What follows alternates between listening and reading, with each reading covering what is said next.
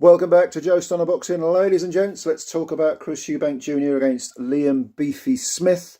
These two guys are physically, well, I was going to say physically they're well matched. I mean, they're roughly the same height, 5'10", same age. I think Smith is 34, Eubank's 33. But of course, the weight could be an issue because Smith, a career super welterweight, light middleweight, 14 years as a pro, and he's finally going up to middleweight to fight a guy who spent a couple of years fighting at super middleweight, and then has moved back down to middleweight following his defeat to George Groves. So record-wise, they're pretty much the same. Smith, 32 wins with 19 KOs, 3 defeats, 1 by stoppage to Canelo, and 1 draw. One of those defeats, I would say, was very contentious against Russian guy, Magomed Kurbanov. He lost unanimous decision over in Russia. A lot of people who saw that fight thought Smith won it. In the case of Eubank, 32 wins, 2 defeats. Of his 32 wins, 23 are stoppages. He's never been stopped. I don't think he's ever been floored, has he? And 2 defeats, Billy Joe Saunders early in his career, and then the Groves fight. Both unanimous decisions. No, actually, I beg your pardon. The Billy Joe Saunders one was a split decision. That was back in 2014.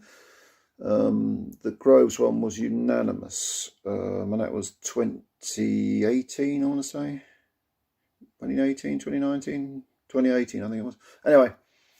Anyway, can Eubank Jr. get down to middleweight comfortably? Because if you move up to 168 and you fight there for a long time, or a couple of years, so,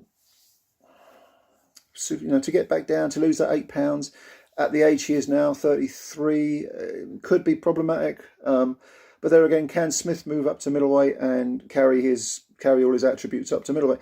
It's a big, it's a big intangible. It's something that it's going to become apparent on the night, if it's a factor at all. So, just for the sake of argument, let's say they both make the weight convincingly, safely. They've both done it well, and it's not going to impact in any shape or form on their performances. They've both made the weight. What are the other factors? Well, I would say with Eubank Jr., it is the training situation, and this has been going on throughout his whole career because he's with Roy Jones now, and I've never ever been convinced by this partnership. I don't know what they're trying to do. The fights they've had together, a little bit of posturing from Eubank Jr. that may look a little bit like Jones. I just don't know what they're trying to do. And it seems to me, if you're, certain trainers suit certain fighters. And if you're somebody like Eubank, who is a come-forward pressure fighter, loves his uppercuts, big hooks, likes to fight in fiery bursts, just sort of explode into action, starts very slowly but moves quickly through the gears. Well, maybe not quickly, but by the 5th round, he's normally chugging along. He's normally got his groove in. And, if you've got someone like that, I don't see how hiring a guy who is a freak of nature like Jones, who was, slick and flash and, lots of jitterbugging, lots of hands down, lots of stutter steps, lots of side movement. He could do anything. He was a law unto himself. I don't see why hiring that kind of guy is really how it's going to impact on your style. I think Eubank Jr. would be far better if he kind of refined the pressure fighting style he has, but added aspects to it. So, for example, if you look at the 2 defeats, Billy Joe Saunders and George Groves, what gave him problems in those fights? The jab. What do you do with a jab? With a good jab, you jab back. You jab with a jabber. So add a very, work on the jab, for example. Work on your timing. Work on cutting the space off quickly, but at the same time, boxing your way in or jabbing your way in, or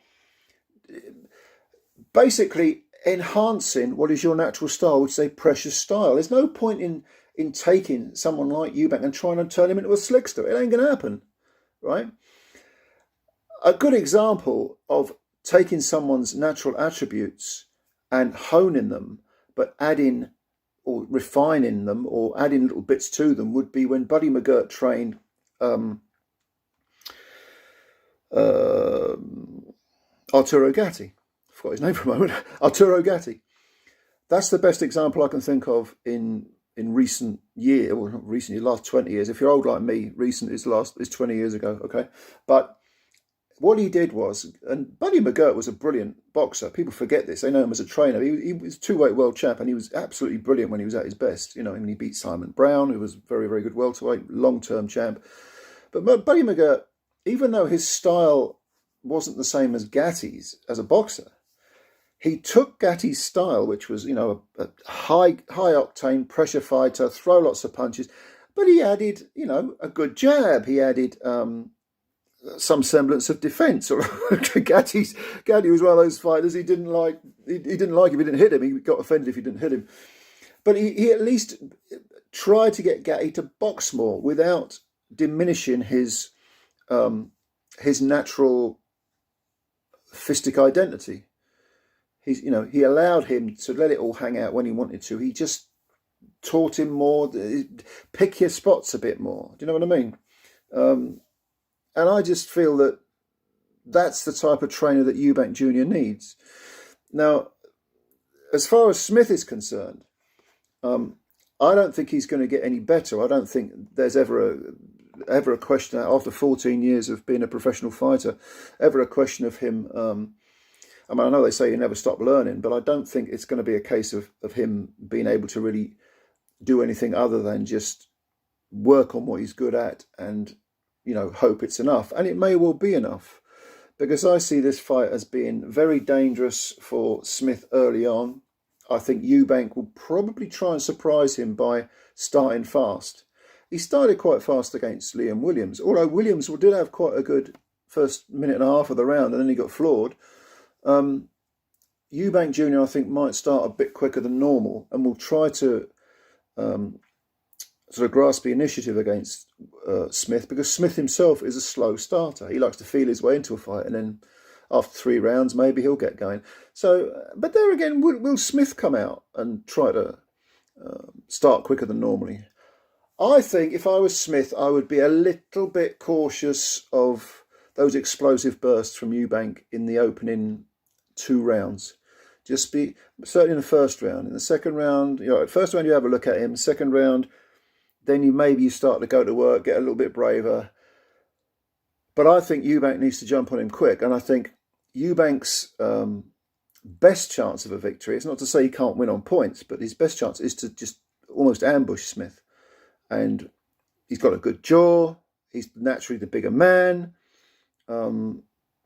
Really impose himself physically and in terms of power on Liam Smith. Smith, I think, if he's cautious, a bit circumspect in the opening few rounds, he might have to take the odd punch or two. But there's nothing wrong with him mentally. He's got good mental strength. I think if he survives those first opening 3 rounds, and this is a 12-round fight, don't forget, he can edge his way back into the fight by the midpoint and then pull away and certainly win a decision. Because I think once he gets his groove going, and Eubank isn't someone who is consistent with what he does, Smith is.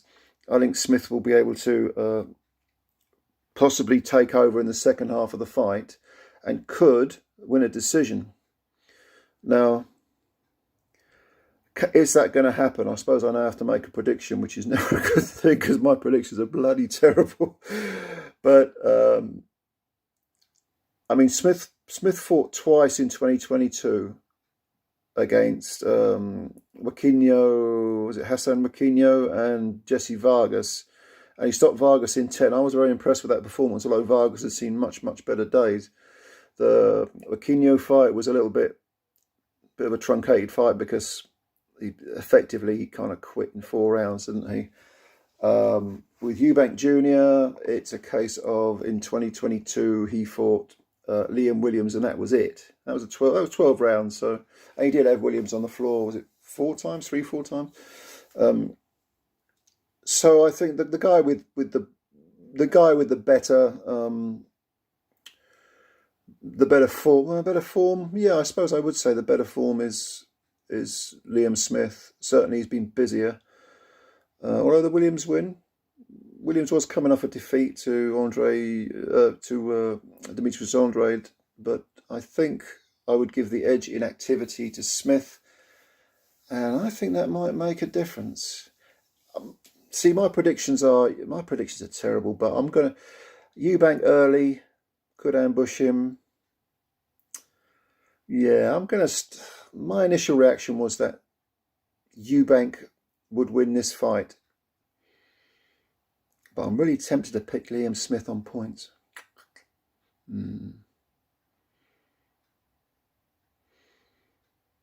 God, what the hell? I'll push the boat out. I think Liam Smith will survive the early rounds, will work his way back into the fight, round about rounds 5, 6, 7, and then really have Eubank reaching and sort of a bit all at sea. Not to say I don't think he'll hurt Eubank at any point, but in terms of boxing, I think he'll win a close decision. It might be a majority, maybe a 115, 130, and I'm going to go for Liam Smith to pull off an upset here. Is it an upset? I suppose Eubank is the favourite. But even though he's a smaller man, even though he doesn't hit as hard, I think technically he's just better and far more consistent. So I'm picking Smith to win a close decision over 12 rounds. Now you watch Eubank go and chin him in a round just because I've picked Smith. Anyway, that's my prediction. What the hell? I'll stick with it. What do you think? Do you think I'm talking nonsense? Tell me. Leave your comments below. I'm looking forward to this fight because I think it will be a good fight. And it's the first big British fight of the year. I think it'll be a good one. I think it'd be well worth watching. And the undercard ain't bad either. Echo Esserman, I think, is fighting. Who's he fighting now? Kid Congo? Something like that. Who else was there? Joseph Parker's on the undercard. 20 quid pay-per-view. I won't be paying that, but we'll be watching it. So let me know what you think. Leave your comments below. Subscribe to the channel if you're new. Hit the like button if you like the video. And as always, thanks for your time. I really do appreciate it. And we'll speak again soon. Bye for now.